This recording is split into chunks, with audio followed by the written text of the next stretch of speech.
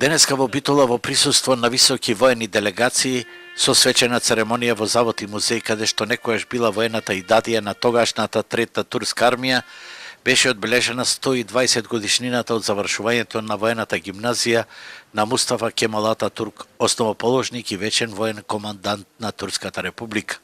За ликот и делото на овој светски политичар и воен командант, обраќање имаа представниците на турската и македонската воена делегација.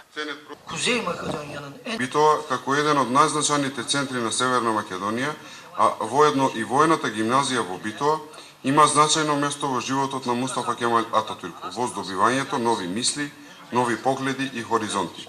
Воената гимназија во Битола е значајна образовна институција која што придонела во оформувањето на лидерските особености на Ататурк. Република Турција, како наш стратешки партнер, перманентно и помага на нашата армија со воена опрема.